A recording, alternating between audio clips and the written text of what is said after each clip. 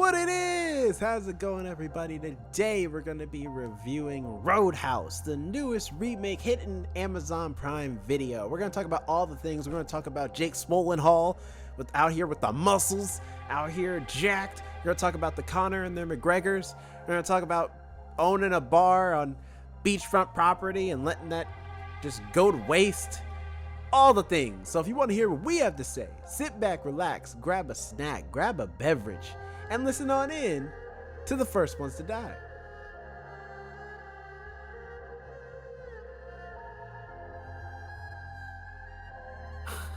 Living my life like I'm it's very golden. tired. Living my life like it's golden. I'm going Living through my a Hey life- everyone, welcome to the First Ones to Die podcast. You knew I was going to do that. Welcome. My name is Jonathan. I'm here with my lovely co-hosts, friends, pals, Alex and Jerome. How are y'all doing today? Jerome, how you doing? Doing good. I don't have a major media report for you because it's only been a week's time and everything's kind of slowed down. So it's been good to actually just relax a bit. But as far as my things I've been doing, been reading a lot of comics, been trying to catch up, doing a little bit of writing.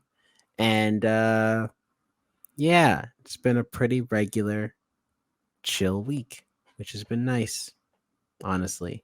They released the Joker DLC in the Suicide Squad game that came out recently this year. It's not good.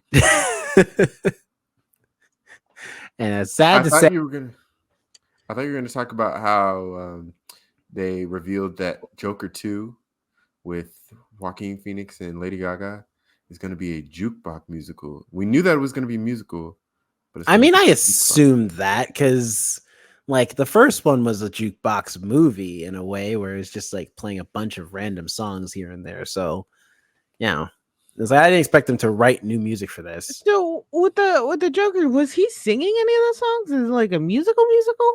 No, but he gonna was be a dancing to them a lot, and it like almost like the wordless is stage. So I think they're trying to take that idea to the next level. The and have sequel him will actually be sing now Joaquin Phoenix going to be singing. Oh. He's going to be singing. with Lady Gaga. That's Harley Quinn. And actually, thinking of movie news, also they announced that Beyond the Spider-Verse has been delayed with no official release date yet, which I'm like, A, partially expected, but B, how dare you? He's gonna Wait, leave us hanging why? on that cliffhanger all this time. Because of the strike? I assume that it might be a mix of things. Like I know that they were struggling with as far as the animation team having to do a lot of crunch for the first Across the Spider-Verse. So maybe they're dealing with like replenishing the team if anyone quit or anything like that. Also, I'm sure the strikes didn't help to delay some stuff. So it's probably a mixture of factors. But I mean, either way, I'm okay with waiting for the movie to come out. I'm not in a rush. It's not like for me, I'm always in the camp of like, if you need to take the time to make the movie quality, then take the time. Don't rush it to put it out, but then the movie's not quality because you rushed it. Video games do it all the time. But they're like, well, we said we were going to release it on this date, so we got to release it on this date. But it's like, is the game finished? Well, no, then it's not ready. Don't put it out because that's only going to reflect poorly on you as the company, on the people who made it, on the game itself. Like, the same thing with movies. If the movie's not finished, it's not finished. Just delay it. Especially with this type of movie where it's Spider-Man. What are people going to do? Not watch the movie when it comes out? They'll be all right. Although, thinking of Marvel stuff, that is the only thing that is my current annoyance right now, is the X-Men 97 drama. For those who don't know, X-Men 97 just came out, which is it's twofold. It's a Marvel animated show, but it is a continuation of the X-Men cartoon from the 90s in the modern era, with newer animation and stuff like that. But the storyline that was left behind from the X-Men series of the 90s is being continued over in X-Men 97 on Disney Plus. And so far, it's been pretty decent, actually. I'm liking it so far. The animation is pretty nice. Although it's very reminiscent of definitely the 90s style, but it looks fresh and new. It looks a lot cleaner because we can do HD. Here, I'll show you a still. So yeah, X-Men 97 looks good. I'm loving that Cyclops is actually getting to be cool and stuff. And so, overall, it's been a pretty good success. I'm loving the 90s love where everyone has their 90s looks and stuff, which is great. My only issue and the controversy is all of these man children, and because that's what they are, and maybe even some female, what was it called? Girl children? That doesn't sound right. Women children? Whatever. All these immature people. There you go. Who are giving this show a hard time, based off the idea of oh, they made X-Men woke now, to which everybody who's sensible is like, you mean I'm sorry, you're talking about the X-Men, the series of comic books based around the ideas of people born different and being treated terribly because of how diverse they are since the beginning of the X-Men. That group is woke all of a sudden. I saw that, and I saw one where a guy on TikTok was complaining because they put one of the characters in a crop top. Yeah, Gambit, and they were Gambit's in the crop top. Yeah, and they were like, does nobody remember how men dressed in the 80s? They wore crop tops. They had big hair with hairspray. Everybody had big hair with hairspray. Crop tops were normalized with booty shorts everywhere. 70s and 80s, people love booty shorts. Gambit, the only costume I don't like is Magneto's, because I'm like, this is ugly. That's a lot of drama. This man has a big M on his chest. Well, from the things I've only seen about X-Men, Magneto is the big drama. He can be. But it's just Gambit has a crop top, to which I'm like, a lot of people came out and they're like, do you not remember the night? Well, actually, most of you might, some people might not. But in the 90s, men wore crop tops. That was Rocky and Apollo Creed, two of what I'm sure those same type of people would think are the manliest men there ever wore crop tops in Rocky 3. I know, because it's my favorite Rocky movie. I've never seen any of the Rocky movies. They're so good. Rocky 1 and Rocky 2 are masterpieces. Rocky 3 is a fun cartoon, and Rocky 4 going for 4 and 5. Well, 5 is just terrible. 4 is also a cartoon. Rocky 6 or Rocky Balboa is a return to form and being a nice drama. And then there's the Creed movies, and all three of those are good too. So the Rocky franchise is great, but it's just I'm really getting annoyed with this idea of people acting like entertainment isn't entertainment. If you don't and it always is evolving with the times. You know what I'm saying? We just had a discussion slightly about how there are movies that were out back in the 2000s that were not as now we wouldn't consider them very PC adult. In fact, me and my girlfriend just watched Tropic Thunder. It is not a very PC movie. I still love that movie, but it's a product. Those movies are products of their time. It doesn't mean though that they weren't wrong, that they didn't do things that's I don't know, we can't quite do that nowadays. There's a lot of movies where sexual harassment was very much a part of the plot, and it was no, it's okay though because it's funny. And it's now we live in the modern era where it's it's not funny, and it never has been.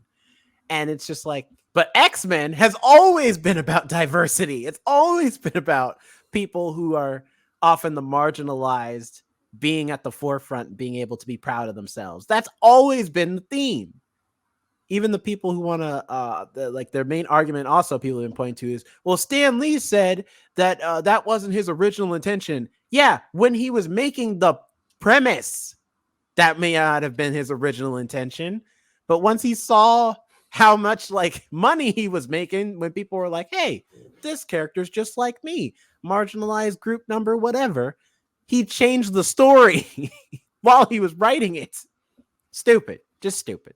So stop being stupid. Hashtag stop being stupid. Right. That's what can you get out of my camera space for 5 minutes? Must you Cheddar always just be he involved? likes to be on camera. He likes to get his 5 minutes of fame. You know why? Because I'm always taking photos of him. Now he's just a camera whore. It's okay. I still love you. But he agrees. Stop being stupid. the way his face just. Wow. But yeah, was so that's just- my week. That's Yeah. my rant for the week. There you go. Nice. Alex, how was your week? I got my car back. So super excited about that. I was super happy. I'm pretty sure the dealership never wants to deal with me ever again. They literally, so when I got my car back, when they're like, oh, it's going to be more secure than it's ever been, I was like, cool, I'm going to put you on the ground while I tell my stories, okay? I know you don't agree with me. They told me my car is going to be more secure, my door panel. They were not kidding. That thing is very secure. They screwed it in, and I mean, I can see the screws. This man just went to a hardware store and screwed the door onto each other. So I was like, wow, they really want to make sure I never come back. And there's still some issues. So I finally, like I was telling you guys, I finally agreed to get a new car, and now I have to go look for one. And the problem with me, it's the reason I still have a broken down recliner. You can see the way it's leaning, is because I literally hate everything I look at.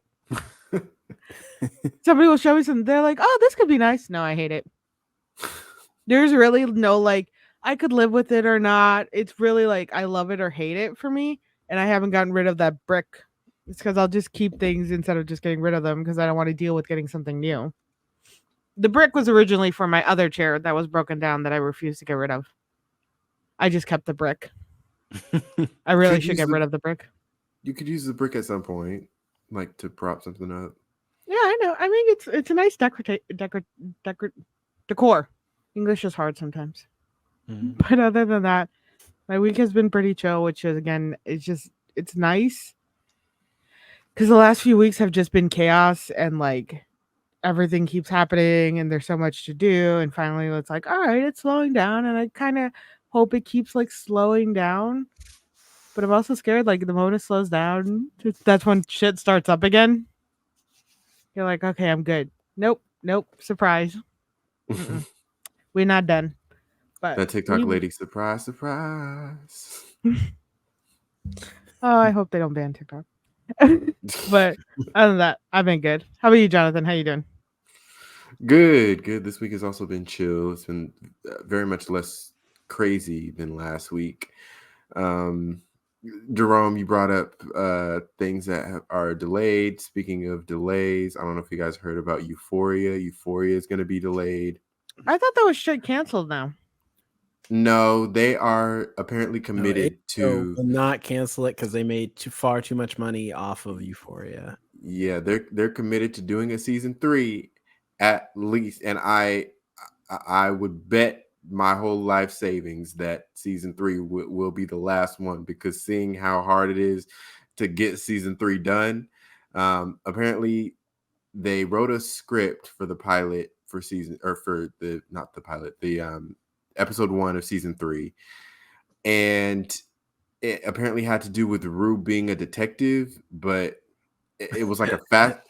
It was like that does track with season 1. There's that little moment with her and what's Cassie's sister's name? Lexi. Yeah, her and Lexi like interrogating that dude when he was like hanging out with Gia. So I mean, it could be a stylized thing, but I really hope it's not a literal she's an actual detective. I think this was going to be she's an actual detective, because season 3 is going to be like a time jump. I mean, it has to be. They're too old now. Jacob Elordi does not look like he is in high school anymore. Same thing with... Well, you know who else doesn't either? The guy from Never Have I Ever, who's coincidentally in the movie we're about to talk about. So...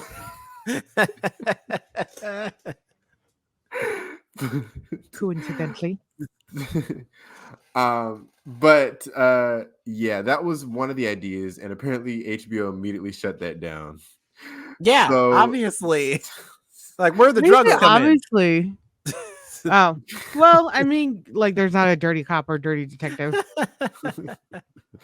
So then apparently Zendaya, she brought out her own ideas in that Rue became sober and became a surrogate. Like she became pregnant, like carrying someone else's child. And then apparently that got passed on as well. So they are going to start, which I think actually sounds interesting. It sounds it sounds like a kind of interesting plot. So they're back to the drawing board. They said they're gonna by October, they're going to give the cast the word on what the plan will be to hopefully shoot early next year. They said October is the deadline that they're gonna give, and then we're gonna come back to the cast in October, be like, hey y'all, this is what we're doing, this is the script, this is the direction the show is going. And then they're hopefully going to shoot early next year, which means we won't get it until at least like fall, winter next year, or even 2026. I think I don't know. I Like, understand that's- it's making a lot of money, but like, I think it's just like you need to say goodbye at some point. How many seasons are they contracted in for?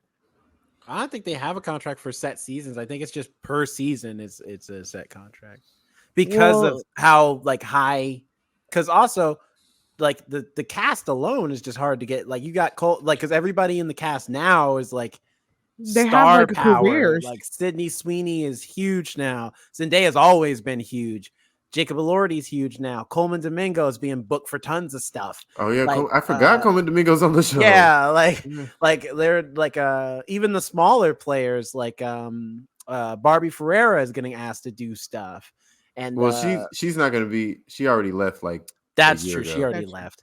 But And I that's think what I'm also saying, like- with Angus Cloud passing away too, I think that also put a damper on the show because I'm sure they had plans for his character for the show. So it's like it's kind of like, you know, over. Like it was fun while it lasted, but it's Which is over where I now. was like, with Sweeney Todd and Zendaya, just those two alone. I was like, Sweeney how did Sweeney Todd, you know, the barbershop Even guy? Barber from Fleet Street is in this show. Yeah, he's even in that. I think. He mostly I does think I saw- catering for the event. I think I saw. This is deja vu because I literally saw this week. I saw something. I saw something online. It was either on TikTok or a tweet or something where they were like, "Yeah, my sister or somebody accidentally called Sydney Sweeney Todd," and we. I mean, it's just like, yeah, you're said it so Sweeney. casually, too. You know, I stand by my mistake. I just want Euphoria now with Johnny Depp as Sweetie Todd just walking around. He Just can like, be bum, the bum, only bum, bum, teacher bum, that bum, ever bum, shows bum, up. bum, bum, bum, bum, bum, bum, bum, bum, bum, bum, like in the corner, and they're like, "Yo, what the fuck going on with Todd? I don't know, man. He just keeps doing this whenever we invite him to parties. Every time he gets high, I swear to God, he starts cutting up people. You know what I mean? But he does a killer shave." Or they Sorry, can have Alex, another what like. were you gonna say? I don't even know anymore. Honestly, I'm so exhausted. Oh my Now I'm gosh. just reflecting on my whole life. For the uninitiated, though, go watch Sweeney Todd if you can catch it on Broadway or something. Oh, I saw it at the Fifth Avenue Theater with Monica. It was great to watch it with them, and it was so good. The actors were just phenomenal. They're I watched the singing. They're PBS on stage performance of it because they also did some extra. So it was like a homage, or not an homage. And they were honoring Sweeney Todd basically, and so they were doing all the songs, even songs that didn't quite make it to the play. They did some extra ones for that performance. It was great. It was really beautiful. And So- that little like square stage thing, the rotating stage as well. It was Yeah. really. The Alex, the one you saw at Fifth, and I might have told you this when you told me you saw it, but the Sweeney Todd that you saw at Fifth Avenue, it was directed by my friend, I know her. Her name is Jay. And she was in the Intimon Emerging Artist program with me, the one where I played Negro Man. And then she also asked me to be a part of Peerless, the show that I was at 12th Avenue Arts where I played BF. Yeah. Yeah, she directed that. Yeah, I remember you telling me that. I was so cool. And I think I told you to tell her, like, I was amazed by it. Yeah, it was the whole set design, because before, like, I used to really like the production, the style, the lot of it. But as I seem to get older and more into theater, I'm more entranced when the set designs are more minimal, because it kind of shows how amazing the actors are able to, like, create these characters in this small space they have, in these minimal designs, and how easily they're able to draw you in with their characters, with their singing, with their acting, and the fact that you don't need this whole big design, you don't need all this, moving pieces and parts, you don't need all this flashy designs and everything. It really comes down to the actor, the character, and some creative set design that can pull you into so much. Are you still laughing about the Sweeney Todd? Yes. The more we talk about Sweeney Todd now. Hey, I liked it. The rotating barbershop to, like, the little shop was really good. You should. Sydney Sweeney was great in it too. Sydney Sweeney is great. She but it's just I feel like at this point season 3 should be it. Like, yeah, I'm pretty sure season 3 is gonna be it. It's gonna be it. I mean, that's fine. Oh, I was gonna say those two actresses alone, Sydney Sweeney and Zendaya alone, will probably not sign up for another season, because again, Zendaya's career has always been big, but it's getting bigger too. Mm-hmm. And then Sydney's career is getting huge. To be fair, Zendaya has won her big awards from Euphoria. She won both her Emmys from season 1 and season 2 of Euphoria. So she should be thankful for Euphoria. Yeah. Because it's giving her, but I mean, some accolades. It's just the thing where it's like, it also might be time to, you want to move on. Like, it's done what it's supposed to do. It got her out there in a much bigger way than she already was before that. And now she's like, she can pretty much do whatever she wants, because everyone's going to be like, it's Zendaya. She's been in Spider-Man. She's been in Euphoria. She's in Dune. She's in that tennis movie. Like, like, it's a smaller thing. That's what they're doing now. They're just like, she's Zendaya. It looks fun. Yeah, it's like Sydney Sweeney's the same way. Like she's starting to make her name out there and getting it. I mean, all of her projects aren't great, but she's at least doing stuff. I do feel like Madam Web sent her back a little bit. I heard that Immaculate movie that just came out is good though. Yeah, I've heard Immaculate's pretty good too. I haven't seen it. But and then it's is that the horror film? Where she plays a nun. Oh, okay, yeah. I've seen the previous part. I just love, especially because like I feel like for HBO, they're like, we're good for a third season of Euphoria, but Game of Thrones is back.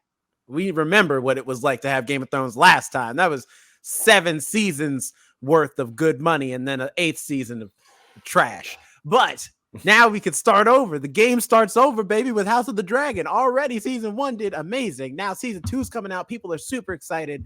We're good without Euphoria. We don't need it. The only reason I think they put so much money into Euphoria is because Game of Thrones ended, and they didn't have a show to come behind it to fill the space. They hoped it would be Westworld, but Westworld kind of just fizzled out after a while. So they were like, well, if it ain't gonna be Westworld, I guess it has to be Euphoria until we can fill in the space with something else. Well, we'll be watching regardless of how old we are when it eventually comes out. That was pretty much it for me. The only other thing was I listened to about the first maybe 25% of Cowboy Carter on my way home today, and I definitely enjoyed it. I need to listen to the other 75% tomorrow, because the song or the album is a 27 song album. There's 27 songs on the album. Why? Her and Justin Timberlake both. Stop making such long albums. I know you're Beyonce. I get it. But it's like and it's not. To be fair, And the songs are also gonna be like 9. There's like a 9-minute song. There's 2 or 3 of those, aren't there? Not yet. The longest was about like 5 minutes and something. Okay, well that's a little better. Yeah. But to be fair, some of them are just like interludes where they're like 30 to 50 seconds long, and it's cool because like there's one with Willie Nelson, and it's just Willie Nelson talking, and he's like, all right, well, take yourself to that happy place and listen to this next song coming up. And then it goes into Texas Hold'em. And then there's one with because she has a cover of Jolene on the album. That one I've heard. That one I love. Also, my sister's always weirded out because I know all the lyrics to Texas Hold'em. Oh, really? I sang it one time and she was hella confused, and now every time I sing it, she's like, "Why do you know it?" She's like, "Because that's literally the song." No, but I don't see the problem is I'm very tone deaf, and I will, even though I know a song really well, I'll know all the lyrics. I can't keep the tune to it. I'll lose it somewhere along the way. I lose it and I just start singing the words to some random ass tune. But Texas Hold'em is the only song I can hold a tune to.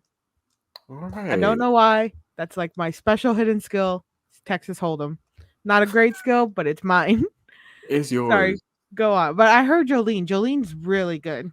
Yeah, and it's like a more aggressive. Like she changed some of the lyrics too, and it's a more like intense version. She's like, because the Dolly Parton version is like, I'm begging you, please don't take my man, and Beyonce is like, I'm warning you, don't try to take my man. So I saw TikTok where somebody was talking about how like the only really way Dolly Parton prefers to be contacted regarding her like songs or stuff is for fax. So they're like, Beyonce had to fax a request to Dolly Parton to get a hold of this song to get the rights. There's something magical about that. I'm like, I don't know why, but I'm like, that does sound cool. Still receive faxes like that. But that's about it. Yeah, I'm excited to listen to the rest of it. And it's supposed to rain this weekend, which sucks. But you know a movie where it did not rain?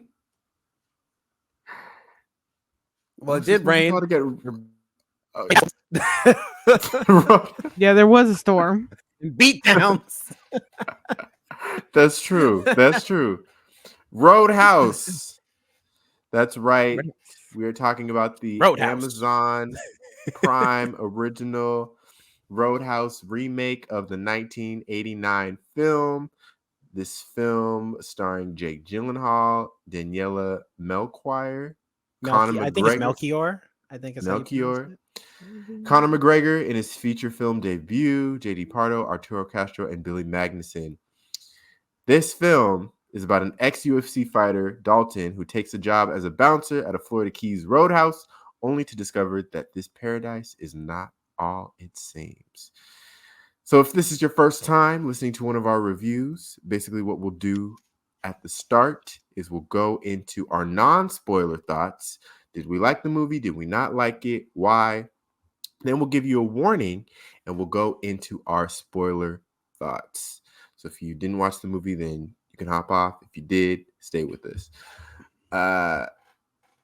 Alex, what did you think about Roadhouse?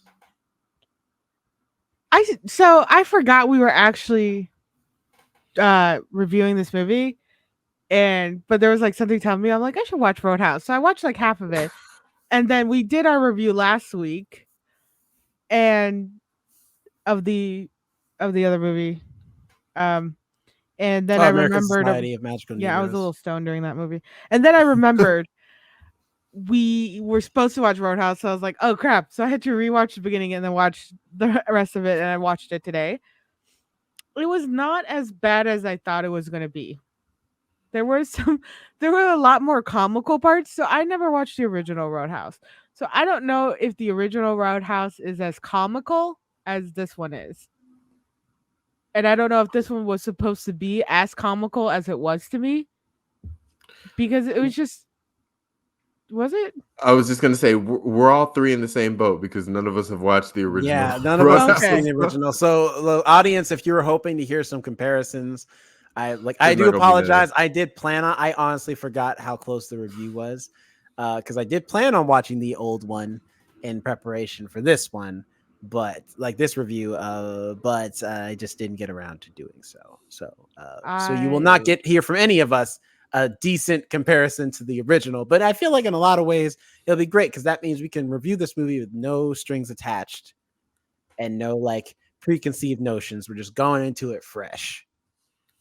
I ended up watching a documentary on harvesting cranberries. I did wanted to watch the original Roadhouse. Did you know wolf spiders crawl up on you when they're harvesting cranberries from the pond? Because they use wolf spiders to help control the insects that could, harm the cranberries. So when they flood them, the people going to harvest the cranberries get covered in the wolf spiders because wolf spiders are looking, to escape the flooding. And I'm not strong enough to ever do that type of job. You know, God bless those who can, but not So, me. so if I So find some spiders in my cranberries, I shouldn't be surprised. wolf spiders, they're friendly. They're very friendly. They're like little pets. All they want to do is eat the insects. They're very nice. They're very kind. But I will freak out. I also learned how spiders can't survive in the wild. I felt bad about that because I've released so many spiders trying to save their lives, and they have all dead. The moment I let them out, they're all dead. So I want to convert something in my balcony to put spiders in, but I think that'll make me the crazy spider lady, and I can't have that either. But that's a whole nother issue I'm dealing with personally. That's next Um, week's review.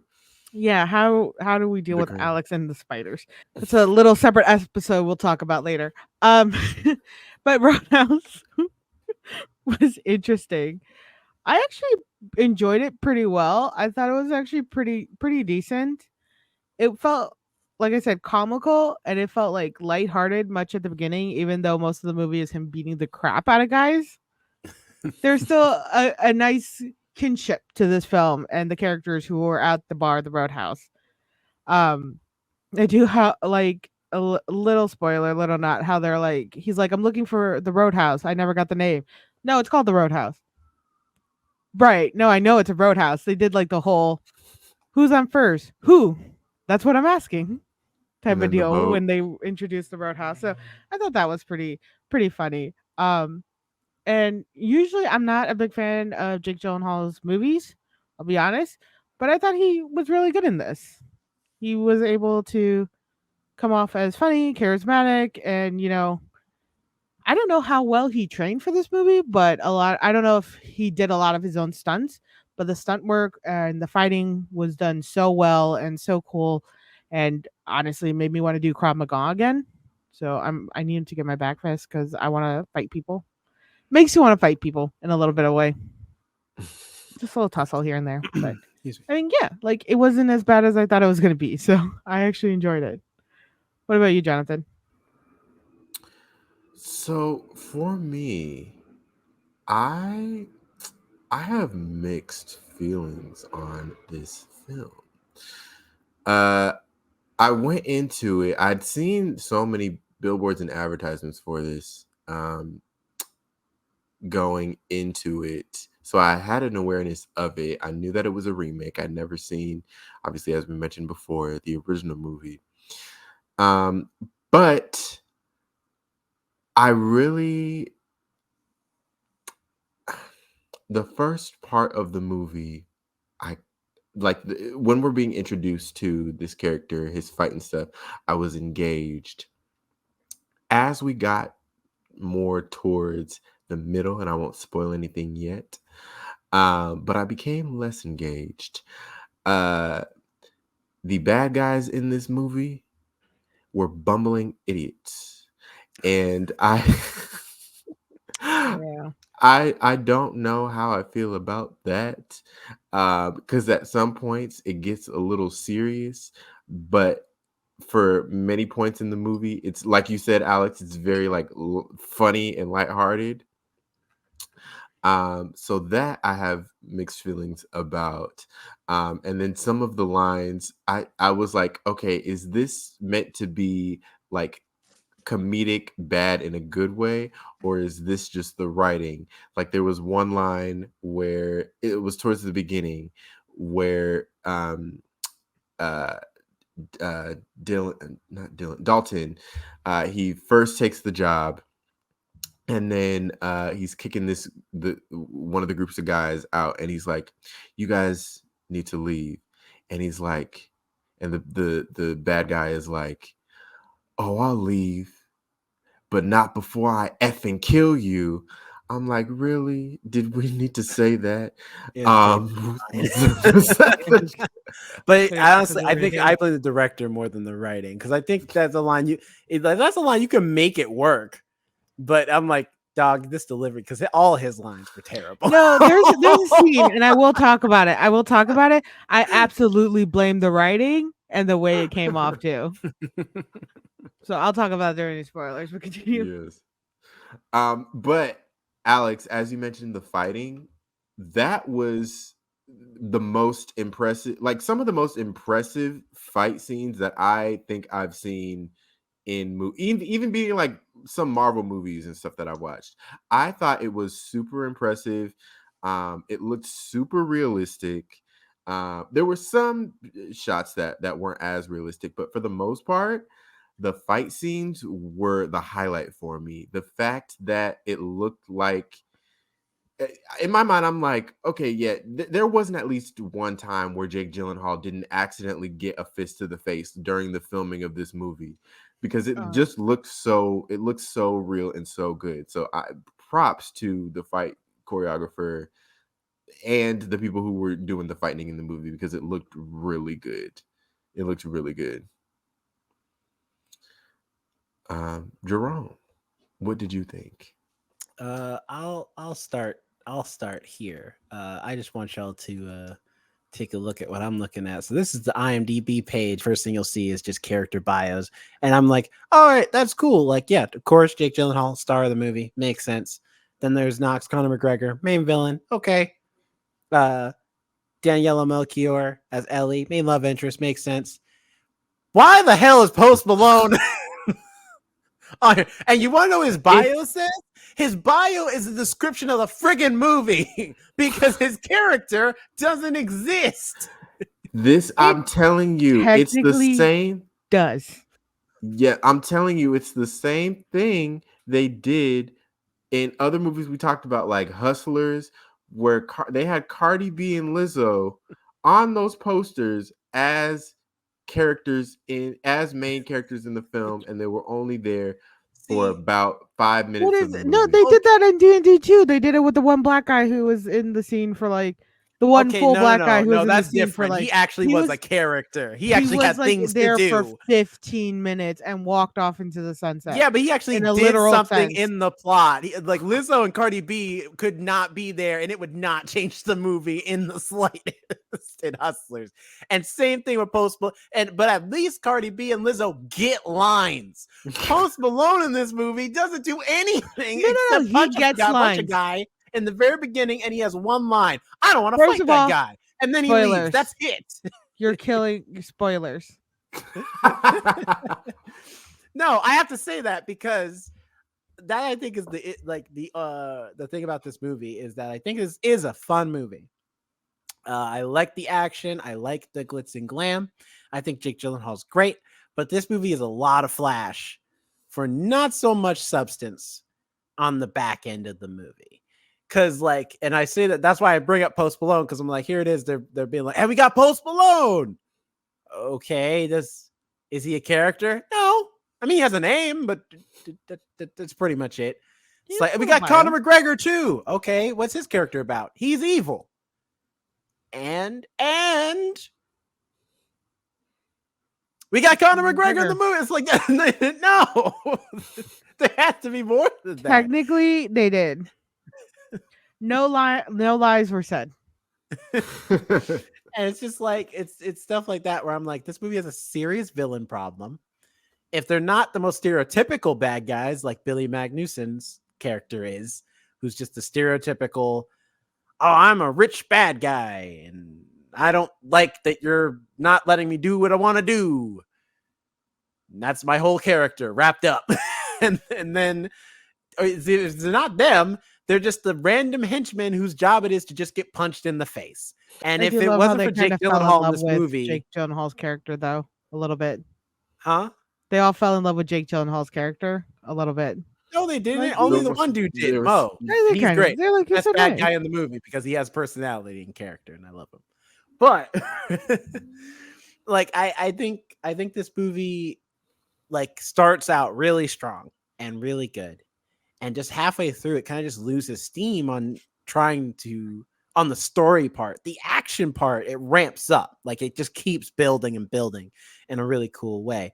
But the story part, it's just like the more it keeps going, the more. And I don't know if it's maybe they were trying to still nail a lot of the plot points of the first movie, because I know I was just reading some of the wiki like plot bio details of the first movie, and I don't know if they're trying to keep up with that, because like, for example, even Daniela Melchior's character, which I'm like, it's cool she's in the movie, but given what we know about this version of Dalton, she really doesn't feel like she needs to be here. Yeah, and her storyline very much, it felt very forced in there, as like we need to have a romantic side storyline, especially the way their relationship goes, because it feels like there's no build up to their relationship. Yeah, all of a sudden they're just in love with each other. Yeah, I can actually recall when they first meet, because there's a part where she shows up and like, okay, let's go, and it's suddenly a date, and I'm like, wait, when did he interact with her? When did that start? They met when he went to drop off the guy at the hospital. She was a nurse. Oh, that's right. That was it. Yep. Well, because and then there's another scene where they meet and he's at like a bar eating food or something, and then they have also another nothing conversation that is supposed to be them flirting, but it's like, is this flirt? I'm sorry, it just feels like you guys are just talking and giving exposition. I feel like we need to move to the spoiler section already. What I'm saying is that no, these are minor. I mean, listen, it's Roadhouse. Like, it's not like this is it's not like this is like Spider-Verse or something where people are really dying to like keep everything super secretive about what's going on in this movie. Like, it's free on Prime. People are somebody was super excited to see Roadhouse, the remake. Some people are super excited about the 80s classics coming back in a way. But my point is that like this movie, I think this movie has like, it's a great, I think this is going to be one of those movies where when we look back at it, it'll be like a great B movie to watch. That's like just got some fun action, some fun ideas. Jake Gyllenhaal really does like carry this movie. He just has so much personality, and he's such an interesting character. Like, cause he's not like Patrick Swayze's Dalton. Patrick Swayze's Dalton is like a super serious, badass fighter person who's like a bouncer when you meet him. This dude is like a fallen UFC fighter with an interesting backstory and an interesting personality where you're like, it's hard to read you, but in a good way, where it's like, you never quite know what Dalton's thinking, which is kind of cool and interesting and makes him a little more mysterious, and even plays on, they say it in the movie in dialogue, but it's true, plays on that like Western idea of like the mysterious gunslinger who comes into town to clean up the riffraff. And so I'm like, I like that idea. I like the idea of turning Roadhouse into like a modern Western. Also, the location's beautiful. Florida Keys. Are you kidding me? Like the beach, the sand, the like beautiful sun and palm trees. It's great. I liked anytime they were in daylight. Anytime it took place in the day in the movie, I was like, "Ooh, yes, I like this." Anytime they were at night, I'm like, I can't even see anything. Yeah. It was a little too dark for me. I was like, who are you punching? Yeah. Mm-hmm. Also, last thing, Jessica Williams is fine as hell. That isn't a critique on the movie. I just wanted to say that. Because listen, I remember seeing her in Fantastic Beasts, and she's the only reason I kept watching that movie, because the movie was trash. And now in this movie, I was like, where have I seen this beautiful black woman before? And I was like, oh my God. I need to watch. Little mole rat looking one. of the Fantastical Beasts. That's all I gotta say. The mole rat and her. I like her. I need to watch Shrinking, which she's in, which is apparently really good. But she was gorgeous in this movie, and which the whole time I was like, Frankie should be the love interest. No offense to Daniela Melchior, she's very pretty too. But I'm just saying, Frankie's right there. I assumed that's what they like were gonna the route they were gonna go when they first like introduced her. I was like, oh yeah, they're probably gonna hook up. It felt like he had like 3 love interests in this movie. Because it was between Daniela's character of Ellie, Jessica Williams' character Frankie, and the bartender lady, who really should have been the person Dalton got with, because she's just so sweet and so nice. Like she brought him like lunch, you know what I'm saying? Or no, not lunch, breakfast, and multiple options. She didn't just come and be like, here's bacon and egg. She's like, I got a whole mix. I got a breakfast burrito here. I got this thing. I'm like, that's a woman you keep. That's a woman you marry. While he was in his underwear as well, she was like, oh, don't worry about it. You know what I mean? She's like, I got If brothers. a woman brought me bacon in the morning, I'd be happy. Like, I'm just saying, like, that's the one, like, she should have been the main love interest. All right. Everyone knows it. If she had sourdough toast, I'd marry her on the spot. Well, I feel like we've gone into some spoiler aspects of this movie already, but for the audience, we are officially now going into our spoiler section. If you want to hop off, if you haven't seen the movie yet, and you want to watch it and you don't want to be now's your time to hop off and come back. Keep up with us. First Ones to Die everywhere. Also, this one last thing, that bartender girl who's the character name is Laura, but her real name is BK Cannon. That's a cool name. I saw that. That's badass. That's a really cool stage name. She's a cool stage name and a cool character in this movie. Mm-hmm. Spoilers. Yeah. So here's my problem with the writing. Okay. I don't know if it was the writing or the acting or whatever not. But one of the intro scenes of where when Jake Gyllenhaal's character Dalton is in the bar for the first night and he's kind of watching over the thing, and the first thug he interacts with, thug, I say that very loosely because there's anyway, he goes to the guy at the pool table and he's like, I think you played long enough. He's like, give me a turn. Oh, that my was like gosh. the least scary, and I the most like childish, like, give me a turn. Yes. What the fuck? Is it the writing or the way the guy said it? Or both? Both. It's both. I think it's the delivery. I think he is a terrible actor. I don't know. That guy was like very much like he was giving like high school bully. Yes. Yeah, he was not doing a good job being intimidating in any way, shape, or form. And the only reason they make him intimidating is because the movie needs him to be. But I'm like, the actor is not giving intimidating. Like, he feels like just like a child who's just like I want to I want to drink. I'll flip this table over. Yeah, how about that? And I feel like somebody should have been like, just picked him up like you do a spider with a napkin and just be like, all right, let's go. Like, grab him by a scruff of his neck and just be like, let's go. Which he did. Come on, time to put your time out.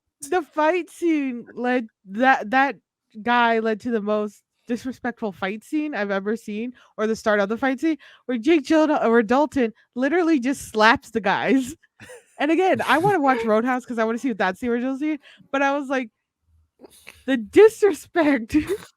There was so much slapping in this movie. Yeah, he's like, I do enjoy that scene where he's just pow, pow, gotcha, pow. He was like the disrespect. He's gonna slap him straight across the face. He's like, oh, which hand is it gonna be? But I appreciate I appreciate how quiet Dalton is in this movie. He's very reserved for a lot of it, and I think that's really cool. I did wish though, and I agree. Jake Gyllenhaal's performance was really good in this, and I felt like he wasn't giving away too much, so that you kind of had to, lean forward a little bit to understand his character and the decisions behind and the choices behind the decisions that he was making.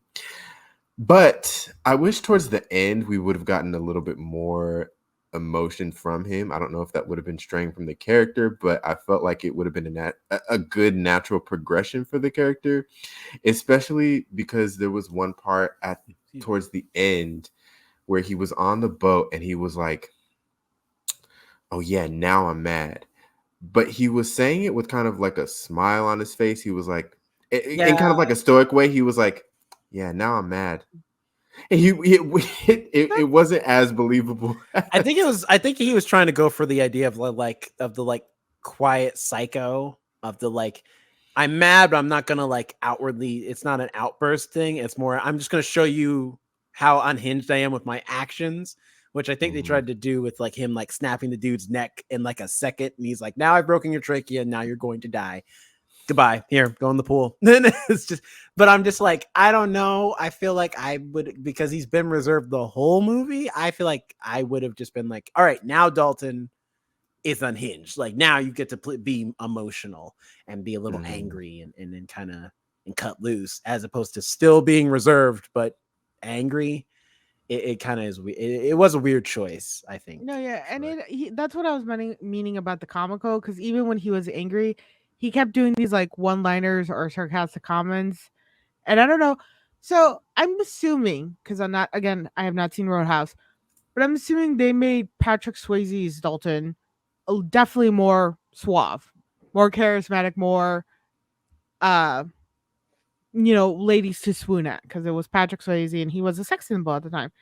I like that they make this Dalton definitely awkward and uncomfortable. And when they originally, the love interest was like, oh yeah, we're on a date, he's like, I didn't know this was a date, I need to go, this is awkward, and tries to like book it. And the way he is a little uncomfortable around women, because he's like, I don't know how to not. I love the idea of Ellie just chasing him down, being like, don't you run, don't you turn your back on me. Don't no one runs from Ellie, god damn it. I brought you out here in the middle of nowhere. We doing this. Ain't no choice. I thought there was going to be a moment where she ended up working with the bad guys, because I was like, first date or not, that's creepy as hell. You stole your ex-boyfriend's like boat and then dragged your date out into the middle of nowhere on this like little platform island thing in the middle. Yeah, that's bringing some baggage in from jump. Yeah, that's straight like, I'm gonna die out here. The moment she jumped out of the boat, I'm like, I'm dying out here. Something's happening. I'll take the boat and leave her. I have survived too long. Dune, just above the water, just underneath the water. I lived too long to die out here in the water. That's why he chose Frankie. Sorry. Paya. That's what their faces sounded like when Jake Gyllenhaal smacked him. Seriously, so disrespectful to get fought, to get into a fight, and then have the guy be like, just smack you across the face, and you go down from that slap too. Like those guys went down from those slaps. They did. That's a proper bitch slap you got. I want to know how they did that choreography, that fight choreography, because it looked so real, especially when they were punching people in the face. It legit looked, especially because I'm assuming it was a combination of like, it's because of how tight the shots are. Oh, wait, they can kind of get away with this, and like CGI maybe, because there were some that were like really right in front of the camera. We should explain really quick why we just switched subjects, because we were talking about something entirely different. So Jonathan's audio went out. We had to wait for him to set it up again. So that's why there's this weird gap where all of a sudden we're in this whole new conversation and going back to the fight and talk about that. So you're all cut up. Sorry, Jonathan, continue. There you go. That's what you missed, audience. But yeah, because there were some really like tight shots where you were viewing it from the side and it straight up looked like the person went like that. So I'm impressed. I was impressed. Yeah. Although, here's the thing. I think Frankie deserves to have her ass whooped a little bit. Okay. Oh. Because here's the thing.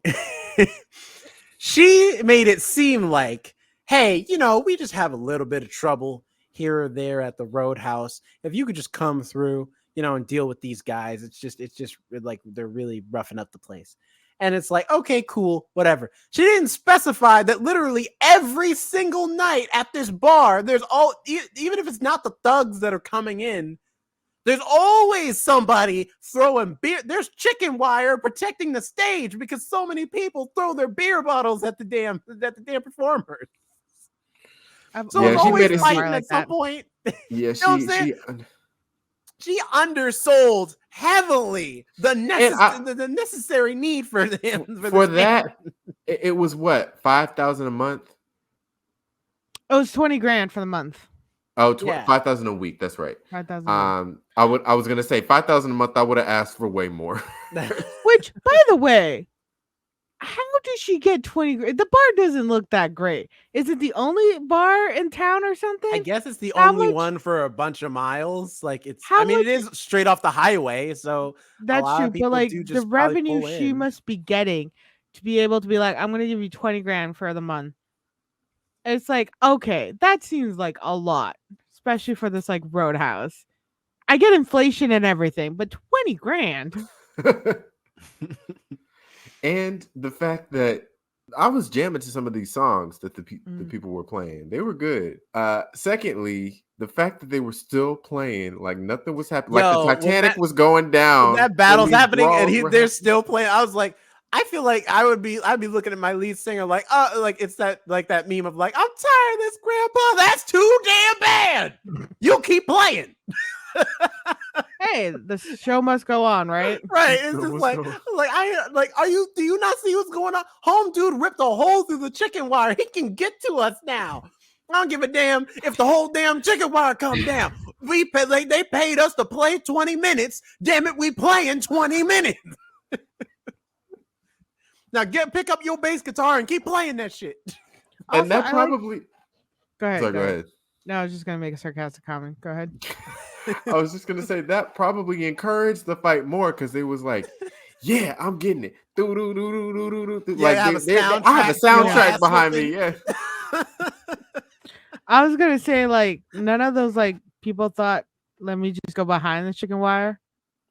Because there was the openings to the side. Like I saw the openings. True. There wasn't a door, a lock, or nothing. They could have literally went around. So I'm just saying. I will say this. Like she definitely knows how to hire bands that are dedicated to their job. All right. She's like, they don't abandon their post. But she needs a whole staff. Considering like all the stuff. I mean, like granted, they did hire one extra bouncer. They had the two like smaller bouncers, Billy and the other guy, and then they had Jake Gyllenhaal as like head bouncer if things got really rough. But it's just like 3 bouncers, you need a small army just in case, because also we got to work every night 7 days a week, because if one of us is missing, the whole bar is possibly gonna burn down. And they only had like one bartender, or they only showed one bartender. Right. I don't think I saw the other bartenders. Well, and because Billy's the other bartender. He's bouncer and bartender. And Frankie wasn't coming out of her office. I don't know why she couldn't help the staff. Just over there looming constantly through the shades. Just out here with bars and shambles. Meanwhile, Frankie's like, I'm sure it's fine. They got it. It's a flawed operation. Don't have to worry about nothing at all. Managers. She's like, I hired you to do your job. All right, I'm not gonna do your job for you. See, that's her up. This is a picture of her up there, not giving a shit right now. She could care less. A whole bar is burning down. Meanwhile, Frankie's just sitting up there. She's like, oh, they fighting. I'm sure they got it covered. They're fine. The weird memorabilia in the background. Can we talk about the character of Charlie and her bookstore? I didn't, because like Charlie was a weak plot line for me. I agreed, and this is not any dig at like the actress. I'm sure she's wonderful, and she's a kid, so like I'm not gonna go in on her. At least I believe so, because these people be 32 playing 15-year-olds. Yeah. But yes, but I think she is a child. I don't know her age though, but it looks like from these IMDb pictures, she looks like she's a kid. still. Mm-hmm. She's only been in 5 things total. Yeah. All right. Well, good for her.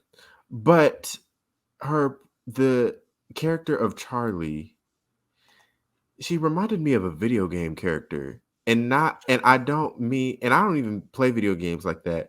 But like her portrayal seemed like that of someone like a character who gives you your next side quest when you're playing a video game. Like, No, I absolutely agree. And I called her an NPC character. Because yeah. the way when there's a part where he comes into the bookstore and she's like, I found your life story. Here it is. And a random book appears. Oh, that life story. Yes, just like this Western I told you about previously. Especially like she really was the expository queen. Like almost every line of dialogue she had in the movie was her just sharing exposition, except about the tree, which the tree thing also was weird. It was like, I know, I get what you're trying to do. It's supposed to be a cute character moment to be like, yeah, she's a big nerd. She reads books and she knows everything about the Florida Keys. I get it. But it's just a thing where it's like, at the end of the day, like really the only reason these characters exist is because, well, Jake Gyllenhaal doesn't really care about the bar people that much, so we need someone for him to care about. How about this little girl and her single father? Yeah. But I'm just like I'm like, it feels like a lot of the action that happens with Charlie really should be happening with the bar, especially including like when they're like, yeah, we're gonna burn down this bookstore, and I'm like, why don't you just burn down the bar? The bar is the problem.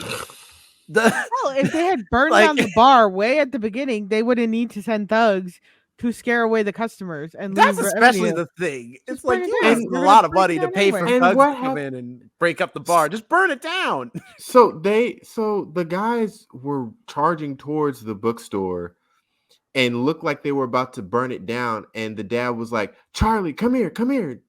Like, let's go. And she just stayed there for whatever reason. And then it cuts. And then you cut to like the end of the movie and she's fine. So like, I want to know what happened. Like, well, no, they do say that, like, yeah, like he goes to the burnt remains of the bookstore and they're like, yeah, they're in the hospital. And I'm like, you know what would have been nicer? I thought he knows where the hospital is. Why didn't he go there and visit them? Also, burnt remains. That bookstore was completely fine. Yeah. No, it was charred in the entire inside. They had to rebuild the entire inside. It was burnt tech charcoal. The only thing that was left standing was the building. That's it. All the books. Well, why did they take us inside? Did they just show it from the outside? No, they show us inside because Jake Gyllenhaal walks in and they're like, hey, you can't go in there. And he's just like, ah. And he walks in there because this is after the bar, like the mega bar fight with Conor McGregor, and he just walks away. He goes to the bookstore and because he's about to leave, and then he goes inside and he's like, what the hell? Like to look in, which I'm like, you can see from the outside the building's burnt down. What do you think it's gonna look like on the inside? But whatever, they needed to be a dramatic. Do you remember that scene? I don't remember that scene. Yeah. Jerome got a bonus scene. Yeah. I don't recall that. Good memory. The point. Why did he leave? At the end, he leaves. First of all, after technically he's dismantled this bad guy and like saved the little town area thing and the bar. Why does he leave? Even if the sheriff's like, I'll cover for you, though you killed Knox is his character's name. Why does he have to leave? Because the longer he stays, the more they're just going to keep ramping up the bad guy presence. It only gets worse the more he stays there, I think, is the idea. So he's like, well, my job is done anyway, and I don't really have any ties to anybody here. Like, even my little connection to Ellie is more just that I don't want her hurt, not so much that I'm in love with her. So I'm just gonna leave. But it's also the like, you were living out of your car, you were already homeless. This was the only place that treated you nicely. Yeah, you say, oh, if I stayed, they're gonna just amp up the criminal activity. But they want the property, not you. So they're gonna still fuck with the bar and the whole town, trying to build a resort. Because the dad's still alive in jail. He still can get people out there. So it's like, you still left the town in shambles. I don't think the dad cares about building that his resort. I think the son is the only one who was really like, I want to build this resort to prove that I can build something on my own without my dad. And I think I think now that the son's dead, nothing will really happen. Also, that fight when they fall into the water after the boat explodes, and they're all like, "Swim to the other boat for safety," and Jake and Dalton's character is like, "Not you," and he starts drowning the bad guy. Mm-hmm. Was another kind of like that wasn't a fight. He's just like, I'm gonna get you into the water. It was very playful. That's what I was talking about. A lot of sometimes the scenes that were meant to be a little more like showing his aggression, showing his character came out more comical than anything. And I don't know if that was that intention. I don't know if like Jake Gyllenhaal just decided this is the way it's gonna go, or like that's direction they wanted. But that's definitely what it came out with the original fight scene, with the thug in the bar acting like a teenage hooligan, like the criminals, the son who wanted to build the resort. I forget his name. What is his name? Brandt was his last name. Ben Brandt, that was his name. Ben Brandt. When he's first introduced, he's getting shaved on like a rocky boat. Yeah, I'm glad though that got, he like, wasn't mad at splatter the of dude. blood.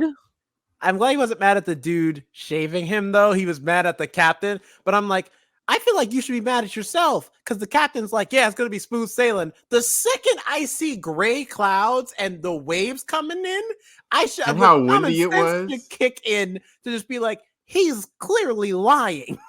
Although he was mad at the shaving guy for a second, but ultimately he didn't like knock him out or anything. And again, that was he another was like light hand. Yeah, and again, that was another comical moment where he slowed down. He's like, I know it's not your fault. He kept yelling light hand, and then he's like, I know it's not your fault. It's a bit wavy out here, but I'm asking you to be more careful. It's like, what the fuck is that? For a second, I thought he was about to push him overboard because he was standing. I was waiting for that too. I will say a lot of the scenes that I had expected did not turn out how I expected. So I don't know if that's good or bad. This movie was unexpected, a surprise, to put it that way. And I did enjoy it because of the comedy setting to it. And then the fighting, it didn't feel like it took itself too seriously. And I think that's what's making me enjoy this movie more. It was still a good film, and you can tell the actors, I think, attempted to do their best. I think the script was a little wonky, but they still did not take each other too seriously. The characters were not taken like, these are like really thuggy people. No, this is a guy who's literally paid to punch people and really has no other personality. Jake Gyllenhaal's character is a little more complex, but he's awkward and sometimes unapproachable because he's been in hiding for so long. He doesn't know how to be approachable anymore. He doesn't know. He's like so used to just, fighting people underground and then sleeping in my car, avoiding all human contact. And now I have to do all human contact. I would have liked a little more explanation as to the incident, like because I like, and not that I needed much. I didn't need like his whole UFC background, but just because Ben Brandt does bring up the question, and I was like, that actually would be a good question to ask, of like why he unleashed on his like supposed friend in the UFC and kills him. He went like Hulk in the octagon. And we never really get an answer outside of him just being like, yeah, sometimes I get a little angry and I just snap. And I'm like, but the implication based off of other people who have met you is that you were a like famous UFC fighter. So you've been in fights before. Why did that fight in particular piss you off enough to kill somebody compared to your many other fights before that? And supposedly this was your friend too. Right. Like it doesn't like, and I wish they would have explained that a little bit more of like why this one was so personal compared to the other ones he had done prior.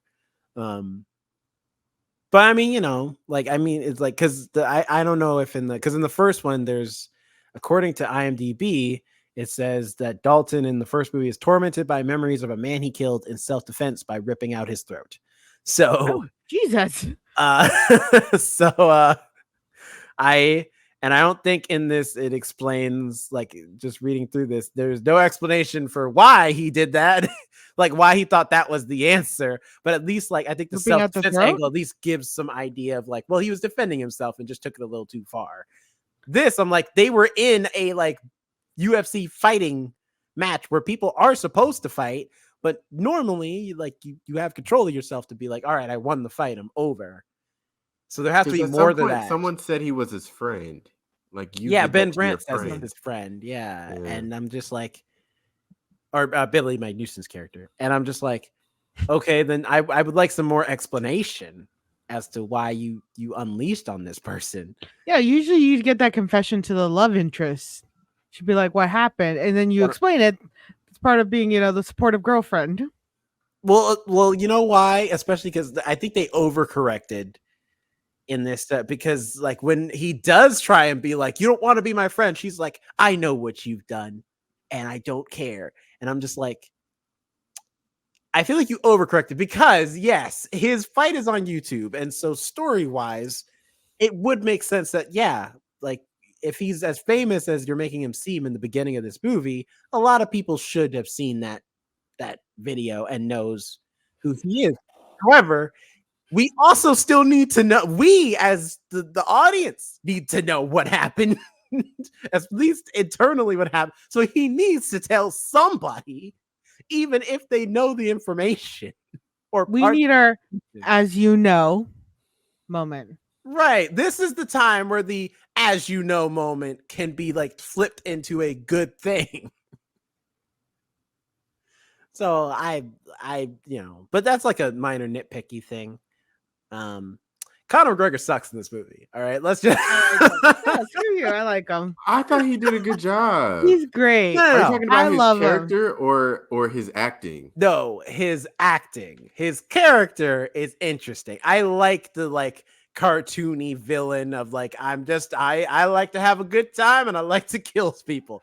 But it's just like outside of those, I thought he did all right. Like for his first thing, I thought he did all right. I liked him throughout the whole film. I don't know what you Yeah. guys I thought. didn't like his performance as much, mainly just because it was very one note. I think is the main thing. I really wanted like not that he needed to be like super complex or nothing like that. I didn't want him to be like Magneto or something, but All the it's drama. just because in my head I was just like nothing about his performance, or rather, and maybe it's the writing. He gets asked by Ben Brandt's like father to be there so that he can like get the job done. But like he just kind of just pops up. There's no illustration of exactly how and why he's like the expert that we need in this situation that can do things that the other thugs can't do outside of the fact that he can just beat people up real good. Because like, and anytime they have a chance to show that, they don't. Because like, for example, with the jacket, like our introduction to this character is he's cheating, like he's sleeping with this one girl and then he jumps out a window. He's walking down the streets of Italy naked and he just doesn't care. And then he sees the dude who has a jacket that fits him and he's like, oh man, and he beats that guy up. And then we cut to black. And then we come back and the friggin' village is on fire or the market's on fire and he's got the jacket and he's walking off. And I'm like, why did you cut away from that? That would have been a good scene to see to illustrate not only is he like capable, but also he's like almost like a Joker-esque character, kind of like Jason Momoa. In fact, if anything, I wanted him to be like Jason Momoa from Fast 10. I'm sorry. I wanted him to be Jason Momoa from Fast 10. All right. I wanted more.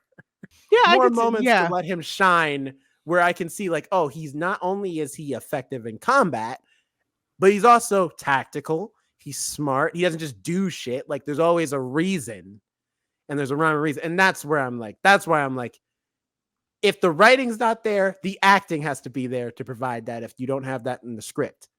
And Conor McGregor can't do that because this is his first movie. Kind of some of the backstory on this. It's been in development since 2013, and in 2015, Ronda Rousey was initially attached to star in the lead role. Yes, Ronda Rousey was supposed to be the lead of this. I don't think the movie as it is now, but she was supposed to be a lead of a Roadhouse remake, and then she lost to Holly Holmes. And I don't know if Ronda dropped out of her own accord or they just were like, no, let's rethink it. But she lost her title as the UFC women's champ in her division. And I like, so I don't know if she dropped out because she was like, I need to focus on getting back to where I was, or if they dropped her because they're like, well, you're no longer the champ.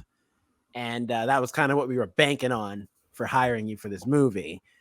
Or if it was just scheduling issues. But yeah, it just fell through. But I remember that being a kind of a big coincidence because a lot of the movies she was supposed to be in, she got dropped out of after she lost to Holly Holmes in her UFC fight and lost her title. Yeah. But I don't think she ever gained it back. No, she has not. Mm-hmm. Final thoughts and grades? Well, you don't have more to say about Conor McGregor? I thought you liked Conor McGregor. Liked him. He was good. He was quirky. He was just a weird dude, just wanting to fight, create chaos. I dig it. I love chaos. I wouldn't burn a whole village down, but like, I enjoy the chaotic energy. I thought he was charismatic. He did those fight scenes well, as you know. He was great how to fight. I mean, but it's different. He's a UFC fighter, right? But fighting on stage fighting and actual fighting is completely different because stage fighting is like a dance. You have to choreograph it, and then real fighting is that doing reminds the thing. Yeah, that reminds me of kind of like, I think it was a Jackie Chan story talking about fighting with wow, his name's slipping my mind. Who's the amazing martial arts actor? Like Donnie Yen? Jet Li. Jet Li. Jackie Chan was talking about working with Jet Li, and this is when he was very young. He was straight off told like, hey, Jet Li is a martial arts expert, and like, you're gonna get hit. Just like, this is all stage fighting, but you're still gonna get hit probably because it's hard for him sometimes to pull back. And Jackie Chan did get hit in the head pretty badly. And he's like, but I was like 22, I could walk it off. I was a young guy. I was fine. He's like, but as soon as the camera stopped rolling, Jet Li, was like, oh my God, are you okay? I'm so sorry, blah, blah, blah. And he's like, I don't know what happened, but he's all of a sudden, I'm like, oh yeah, ow, my head. He's like, because, Jet Li's like talking to me and like helping me and touching my head all the time. And he's like, throughout the whole day, Jet Li's giving good advice, apologizing for hitting him. But it's like, yeah, even with all those fighters, you have to, know how to stop at a certain area instead of actually punching the person. It's a lot of restraint. And especially with UFC fighters, they have to show a lot of restraint in the ring. And then to do the stage fighting too, that's even more restraint. Well, because I was going to say, it seems like UFC fighters have been the best at learning fight choreo and how to do, because especially like you said, training wise, you have to learn like when you're showing someone a move or whatever, like you could still put someone in an arm bar and demonstrate how it's supposed to work without hurting somebody. So, and they do UFC fighters do demonstrations like that. Box, really any fighter, they do demonstrations all the time of how to do a move without hitting somebody. So I feel like it kind of translates very well because like Ronda Rousey's done great fight choreo in her movies. Gina Carano did great fight choreo in her movies too. So I feel like it's like all the UFC fighters specifically. I don't know why. For them, it's easy to kind of just pick it up and do. I feel like because UFC fighting, there's a lot of restraint because you kind of do go wild in that ring. Well, it's not a ring. It's a octagon, which I will say Knox's and Dalton's banter when they were together was some of the best banter. No, that is true. Yeah, they did have some pretty good banter. Where Knox is like, look, it's our own octagon. He's like, who taught you your shapes? Like, both of them were just sassy as hell with each other. Like, the piano's out of tune. I think it's fine. And he like bangs Dalton's head again against the piano. Like the least serious fight ever. I think the coolest thing though about their fights, and I think it is where Conor McGregor shines the most, is that they give him cool stuff to do and they make the fight choreo like make sense for the scene. Like when Dalton's ramming the car door on him and Knox is smart enough to be like, okay, you're not gonna let me out the car? That's fine. Punch through the window. And I'm just like, I'm like, that's a smart move. First of all, it's visually cool just in general, but also that's a smart idea. If you're a fighter and you're strong enough, you like punch through the window. Fuck it. It's just glass. Yeah. It's not like you're not cut up and bruising up. So yeah. Although I also loved his like wrecking of cars. like he just ran through the bikes. He's just like, who the hell put these bikes in the way? It's just like, you clearly saw them. Okay. There's no way you didn't. See, he was a purposely great ran character. into them.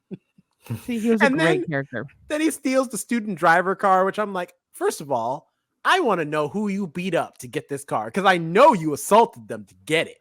And secondly, and then just crashes it into a tree. And then just crashes it into a coconut tree. And it's just like, yep, done with that car. And then steals a pickup truck. I was like, that was unnecessary. You could have just parked that car normally. Like, you did not need to crash that car. What did that car do to you? You know what this movie has? GTA vibes. They got the NPC character. They got the way they just crash a vehicle, get another vehicle. They're one-liners. This is a GTA film. Slapping I don't know if people. they slap people in GTA, do they? Can you slap people in GTA? I haven't played GTA since like the original. You can just punch people. I don't know if you could slap people. You could definitely punch people.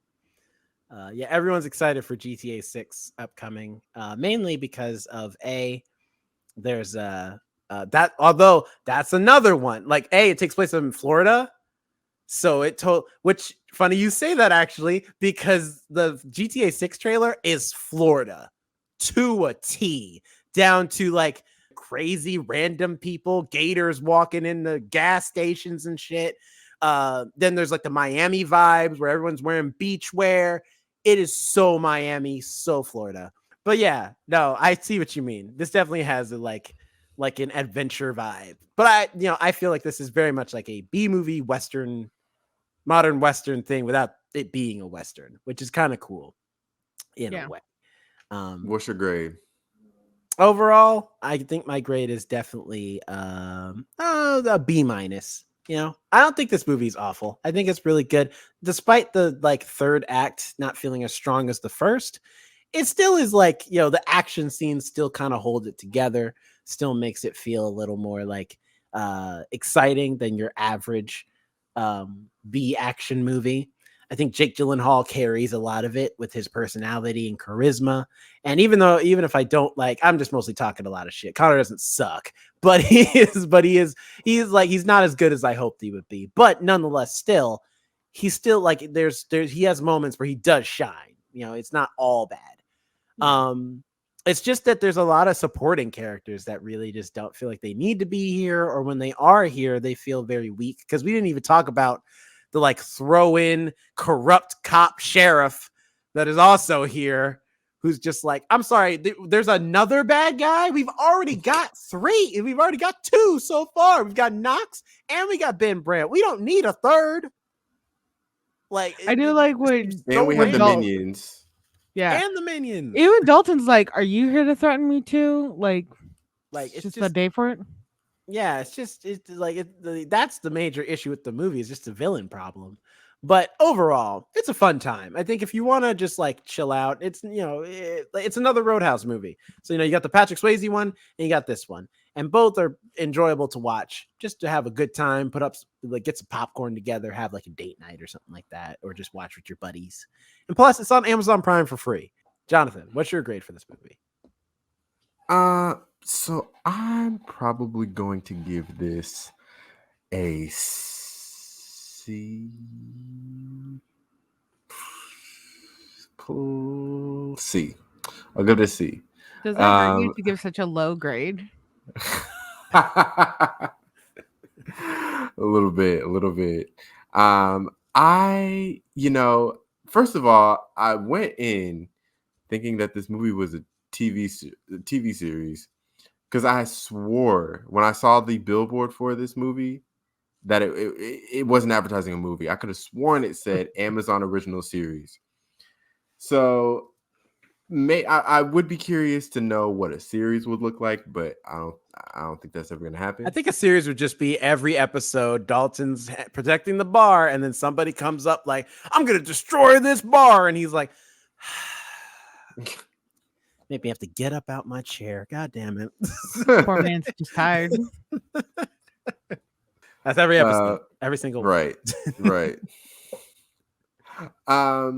But other than that, I agree. The villains were not villaining like I don't think I think they should have. Um, the writing was a little bit stereotypical in the sense that these are the villains, these are the romantic interests, this is the hero. We're kind of hitting you, especially with the setup, we're kind of hitting you over the head with everything.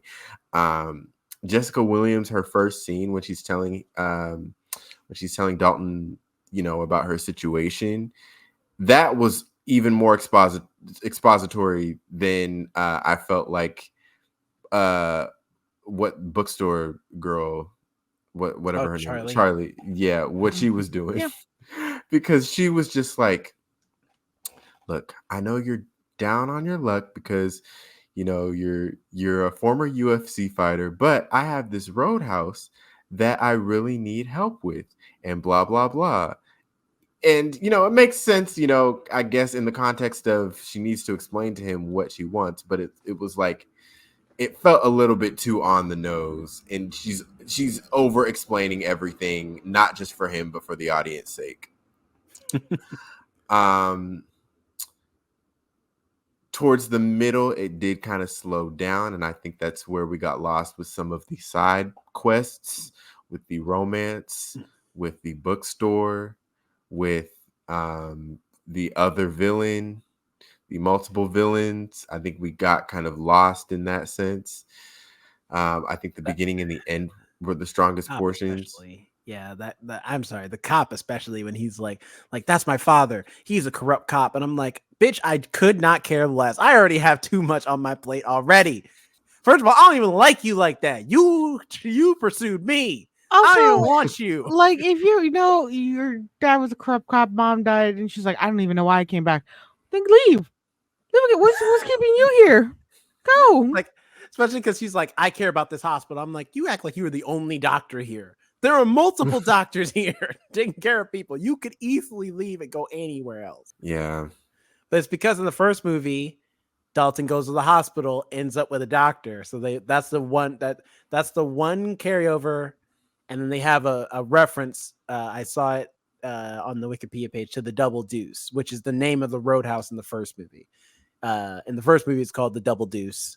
And this movie, next to the bookstore, there's like the Double Deuce restaurant or something like that. Mm. That's supposed to be a reference to the original movie. It's the only one outside of the plot being similar, and Dalton getting it on with the doctor. Although also difference in ending, Dalton stays at the end of the first movie. There was no reason for him to leave. Absolutely none. The man has nowhere to go. He doesn't even have a car to sleep in. Where is he going? He's a famous UFC fighter. I'm sure he will find something to do. I mean, he was before this. He was like literally all he was. You know what happens when those at underground fights and people were like, "Oh, I don't want to fight him. Here, just take my money." I feel like that's a pretty good gig. All you gotta do is stay. But he kind of got canceled, though. He kind of got canceled, so he's not really.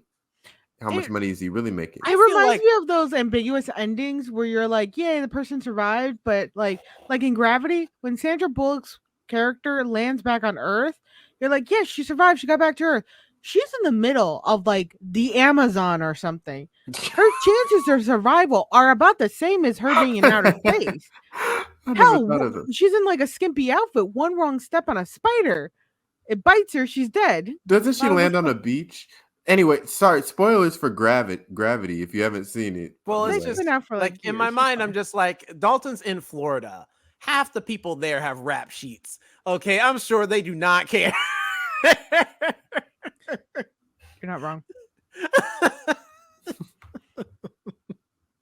He will find a place to go, and they will be like, first of all, he's a handsome, muscled up dude, so many women will take him in Florida. All right. He will have no problems finding lodging. Secondly, he can fight. So I'm sure like if anyone tried to mess with him, they'd learn real quick. Like that's a mistake. And thirdly, he's a nice enough guy. Most places would just be like, I don't know. I mean, like, can you sweep floors? Yeah. Okay. Like the barbershop could use someone to sweep the floors. You know what I mean? So, Roadhouse 2, Barbershop. Lord. Anyway, yeah. I You laugh, but it'd be a good crossover. Ice Cube, Jake Gyllenhaal, like in a movie. So together. I thought the end of the movie was good too. Did you though? Yeah, I actually did. I actually did really like that end fight scene between Conor McGregor and Jake Gyllenhaal. I thought it was really engaging. I was like, "Ooh, who's gonna win?" Oh, it looks like Conor McGregor's about to win. He stabbed him in that same place. Again, that's a wound that's sensitive. And then Jake Gyllenhaal just slices him up like a Thanksgiving ham and just. Did you guys stay for the literally mid-credit goes scene, by the way? I did. Only because I was doing dishes, and so I just left it playing. You're like, I don't want to dry my hands. It's just that Knox walks out left. the hospital. He's alive. That's that's all you missed, is that Knox like beats up the hospital staff as they're trying to keep him in the hospital room, and then he walks out of the hospital within his hospital gown. That's it. So this is a setup for a sequel. Maybe, Possibly. yeah, set up for a possible sequel. But yeah, those are my thoughts. Alex, what are your final thoughts and grade? Well, Cheddar's face is in my ass right now. Can I, as the moment I'm trying to do my own thing, you're just right here, man. Just right here. I'm gonna put you down again. 1 sec. Here we go. Say hi. Oh. Oh, Cheddar. Mwah! Get out of here. I enjoyed the movie. I'm giving it a solid B+. I think it was actually it knew what it was. Nobody was trying to take this movie too seriously. Nobody was like, this is just gonna be like how you remembered Roadhouse. Nobody was trying to hype this movie up. They were like, we have a It's movie not your on mama's Amazon. Roadhouse. Yeah, they're like, we have a movie on Amazon Prime with Jake Gyllenhaal, who we all know you like, and it's Roadhouse, which is a movie we all know you guys kind of like. That's what they presented. That's what I got. It was very comical. I was entertained. The dialogue kind of sucked though. Not for Jake Gyllenhaal's character or Knox's. I like Knox, but more so for the side character. It really was like a video game. A lot of those scenes of the movie could have literally been cut, and the fight scenes could have been actual scenes you play fighting. you know? And the one-liners beforehand, getting oh, I'm gonna fight you. Oh, they're watching the guy at the bar, sitting there quietly. Do you engage? Yes. Press X for yes. So I think that's what I'm thinking. That the reason I enjoyed it so much is because I used to like those things, those little storylines in video games. Sometimes, other times I get annoyed and be like, I need to go really fast. I will say the middle part did drop really hard for me. I got bored and it was hard to keep my interest. But the end fight scene was spectacular. I really enjoyed it. The one-liners were really fun. Their fighting skills were really great, and it was an enjoyable scene. And I think the choreography that they did with it was just really talented because it looked so real. And I do wonder as well how hard Jake Gyllenhaal must have gotten hit sometimes. I want to know his workout routine because Jake Gyllenhaal got ripped for this, just shredded for this film. That's true. Where's up, Tropic Thunder? About a year, you out here looking like a Julius Caesar salad, man. It's just getting shredded up. Good Lord. About a year or so ago, when you remember when the footage came out when he was doing the weigh-in and the crowd scene. Yeah, because he actually did that at actual UFC events. So a lot of people were talking about, hey, Jake Gyllenhaal's here, and he's shredded. I don't understand what's going on. And then people were it came out, this oh, he's filming scenes for Roadhouse.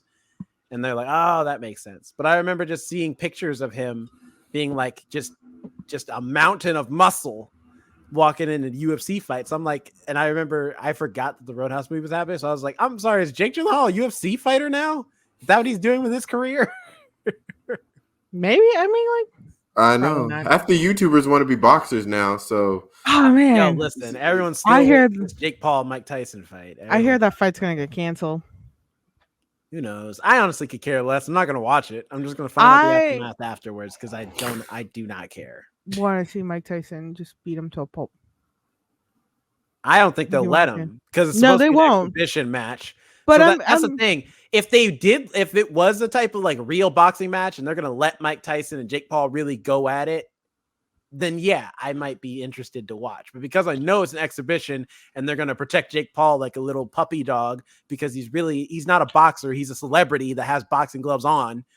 Like they're not gonna let it go as far there've as already been sneak peeks at some of the rules they're setting. Like I think Jake Paul's allowed to wear headgear. He may be allowed to tag in his brother. But I'm enjoying the edits that I've been seeing of Jake Gyllenhaal's routine or training to Mike Tyson's. And the difference is just basically Mike Tyson's trainer is trying not to die. Oh, you mean Jake Paul's trainer? Jake Paul's, yeah. Yeah, guys like Jake Gyllenhaal's involved. Jake in this Gyllenhaal. too? Jake Paul. Too many Jakes. Again with the people's names. There's too many unique names, people. Come on. Sweeney Todd. Very hard. I'm doing my best out here. I just want Sweeney Todd to be in Euphoria. Or Sydney Sweeney, like there should be an episode where Cassie, it's a Halloween party. Cassie dresses up as Sweeney Todd. Sweeney Todd. Yeah. I'm just saying there's nothing wrong with diversity in names. Okay. Very hard. Because when Sweeney Todd and Zendaya. What they we doing could get together? like Sweeney Todd as a teenager when he first started off the way he did. Oh, like a Wonka, like kind of like a Wonka style movie. Do not need that. It just most be called interesting Todd. part of Sweeney Todd is when he starts turning people into meat pies. Anything before that is it's just him going to cosmetology school. Yeah, but you can see those like sociopathic tendencies, as he's like shaving. He's like, he didn't have them. He went crazy when he went to jail. Everybody has a little bit of sociopathic tendencies. We all have intrusive thoughts. And there's nothing wrong with that. I don't think we all have intrusive thoughts. Anyway, B+. We've Thank you, Alex. Also, real quick, this has nothing to do with Roadhouse, but I also just got reminded of this. When have we been talking about Roadhouse? Is this last like 20 minutes. R.I.P. to Lou Gossett Jr. That's all I wanted to say. Because that man's an acting legend. I found out he passed away. I think he passed away today, actually, at the time of this recording. He's great. Watch any of his movies. He's been in many. And he's an amazing man. So R.I.P. to him. Rest in peace. R.I.P. But yeah, comment below. Tell us what you thought about Roadhouse. The transition. Did you like it? Man. Did you hate it? Were you in the middle? Did you like it compared to the original, or do you prefer the original? Comment below. We want to know what you're thinking, what you're talking about. But yeah, socials. Jonathan, go. You can find me at Jonathan Keys on Twitter, Instagram, wherever you please. You can follow us at The First Ones to Die. You can email us, thefirstones2die@gmail.com.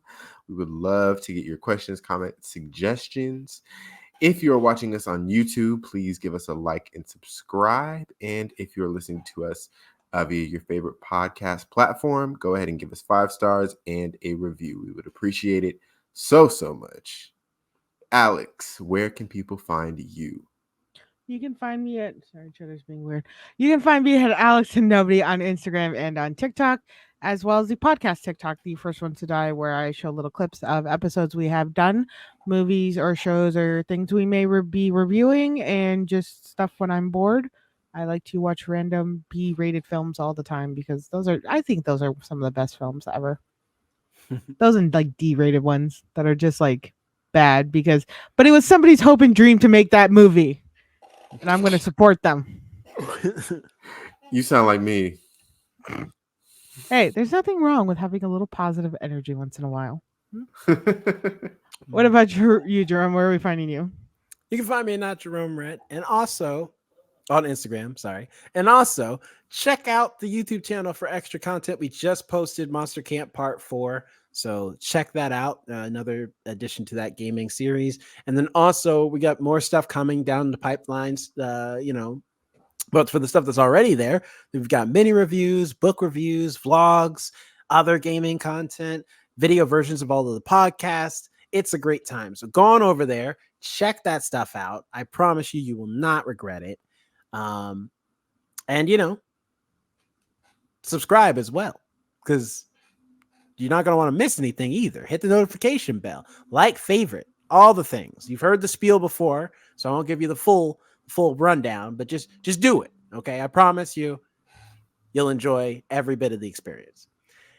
Tune in next week for when we do our redemption of the proposed movie that Alex proposed after winning Trivia 9. First of all, if you haven't seen Trivia 9, watch that episode as well. It was a fun game.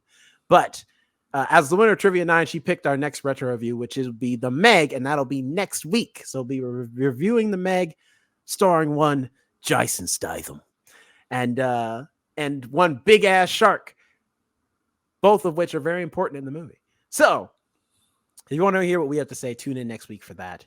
But until then, have a good night, good morning, good afternoon, whenever you're listening to this. And we will see you for the next one. Bye. Bye. Bye. Like it's always you, and it's not fair.